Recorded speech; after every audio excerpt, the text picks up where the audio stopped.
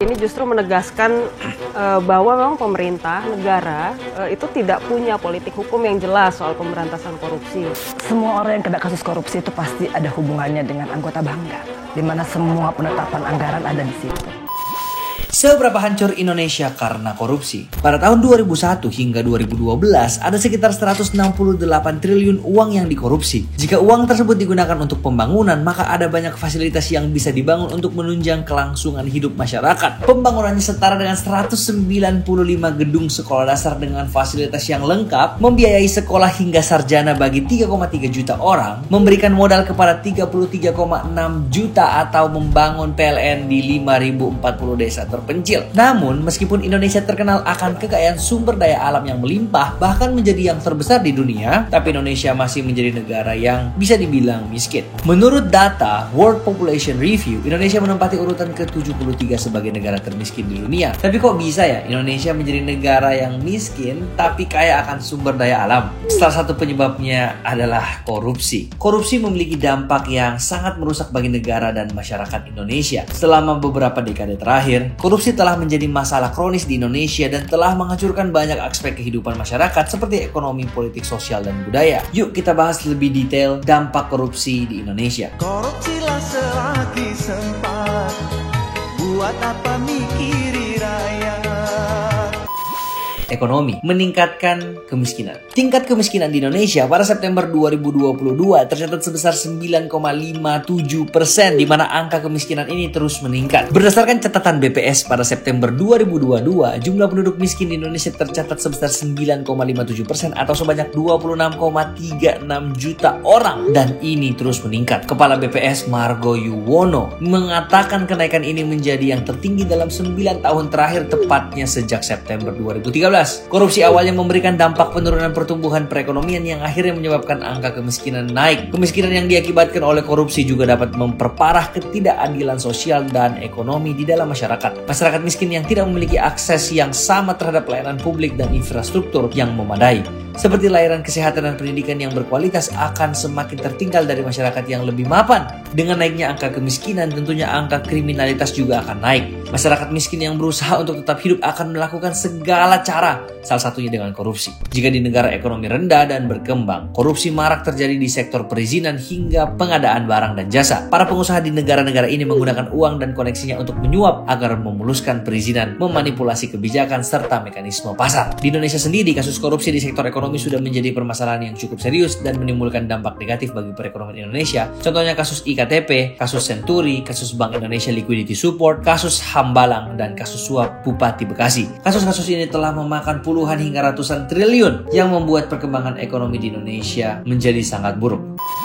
Infrastruktur menghambat pembangunan. Infrastruktur menjadi jalan untuk pemerataan ekonomi dan meningkatkan kesejahteraan masyarakat, menjadi salah satu fokus utama di era pemerintahan Joko Widodo. Namun justru sektor inilah yang paling banyak dikorupsi. Dari data Indonesia Corruption Watch atau ICW menunjukkan kasus korupsi proyek infrastruktur meningkat 50% di Indonesia antara tahun 2015 dan 2018. Pada tahun 2015 korupsi di sektor ini ada sebanyak 106 kasus. Jumlahnya meningkat menjadi 133 pada tahun berikutnya. Dan ada 158 kasus pada 2017, kemudian pada 2018 menjadi 167 kasus dengan nilai kerugian yang diperkirakan mencapai 1,1 triliun rupiah. KPK mencatat korupsi di sektor ini terjadi dari tahapan perencanaan, proses pengadaan, hingga pelaksanaan. Di tahap perencanaan, koruptor sudah mencari celah terkait kepastian anggaran, fee proyek, atau cara mengatur pemenang tender. Pada pelaksanaan, terjadi manipulasi laporan pekerjaan atau pekerjaan fiktif menggerogoti uang negara. Namun akibat tindak korupsi ini, proyek pembangunan seperti sekolah, jalanan, jembatan, hingga rumah sakit menjadi tertunda bahkan tidak terlaksana.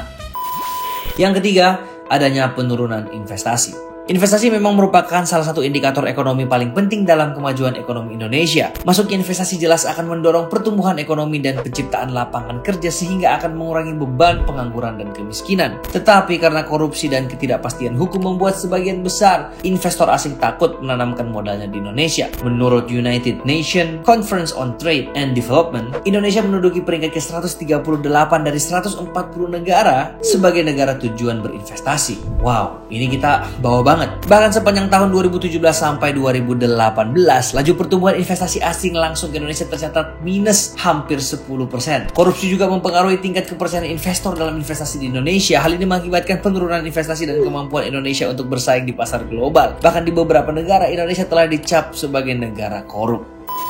Berikutnya, budaya. Hilangnya kepercayaan masyarakat. Korupsi yang terjadi pada lembaga-lembaga negara sering diberitakan di berbagai media massa yang mengakibatkan hilangnya kepercayaan masyarakat terhadap pemerintah dan institusi negara. Ketidakpercayaan ini timbul karena korupsi menimbulkan kerugian besar bagi masyarakat dan negara seperti dana publik yang disalahgunakan atau proyek-proyek yang tidak berjalan dengan baik. Korupsi juga dapat membuat masyarakat merasa tidak adil karena korupsi seringkali hanya menguntungkan sebagian kecil orang yang memiliki kekuasaan atau koneksi politik. Sedangkan masyarakat biasa tidak mendapatkan manfaatnya sama sekali. Ketidakpercayaan masyarakat terhadap pemerintah dan institusi negara pun membuat masyarakat semakin malas untuk membayar pajak. Dilansir dari data Direktorat Jenderal Pajak, pada tahun 2022 tingkat kepatuhan pajak di Indonesia tidak sampai 90%, yaitu hanya mencapai 83,2% saja. Tentunya hal ini sangat-sangat berpengaruh terhadap pembangunan fasilitas kesehatan, pendidikan, infrastruktur, dan pelayanan publik lainnya yang menjadi tertunda. Selain itu juga pendapatan negara yang digunakan untuk membiayai pengeluaran negara tidak terpenuhi. Selain itu, tindak pidana korupsi dinilai bukan lagi kejahatan luar biasa yang bisa menjerat pelakunya dengan hukuman yang maksimal. Hal itu terlihat ketika pemerintah memberikan pembebasan bersyarat terhadap 24 narapidana tindak pidana korupsi pada tahun 2022. Hal ini menyebabkan tindak korupsi sudah dianggap sebagai hal yang lumrah dan bukan sesuatu yang berbahaya, sehingga ini membuat korupsi menjadi norma dan budaya di tengah masyarakat.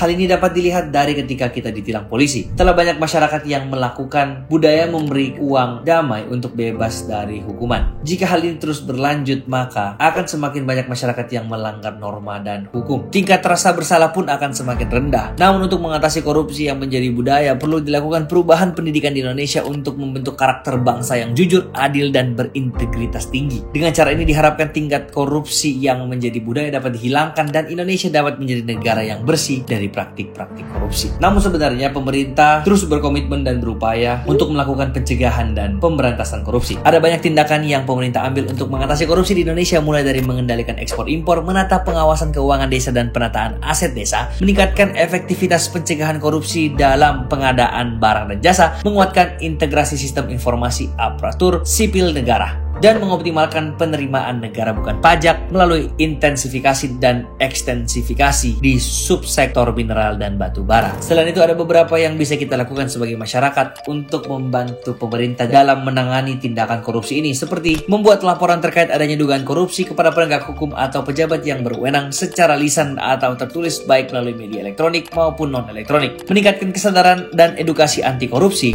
berlatih untuk berintegritas dan menyebarkan nilai integritas, dan menyampaikan saran atau pendapat secara bertanggung jawab kepada penegak hukum yang menangani perkara korupsi. Videonya sampai di sini aja teman-temannya, dan kita udah melihat dari berbagai sektor bagaimana Indonesia itu sangat-sangat dirugikan dengan adanya korupsi ini. Sebenarnya korupsi ini bukan masalah yang baru muncul di negara kita, tapi sudah menjadi masalah global yang bahkan di negara-negara maju seperti Amerika Serikat pun korupsi itu masih sangat sulit untuk dihilangkan total, teman-teman. Jadi ini sebenarnya tugas kita sebagai anak muda bangsa untuk bisa memperbaiki negara kita. Hal sekecil apapun itu harus tetap kita lakukan, karena dari hal kecil itu dampaknya bisa besar banget kalau kita bersama-sama bergotong royong untuk melawan korupsi. Semoga melalui video ini kalian bisa belajar banyak hal, dan harapanku ke depannya Indonesia bisa terus maju di dalam segala bidang. Jika kalian suka dengan video ini, jangan lupa untuk like, comment, dan share. Seperti biasa, kalau kalian mau support channel ini, kalian pencet tombol subscribe-nya, karena tombol subscribe itu gratis. See you in the next video.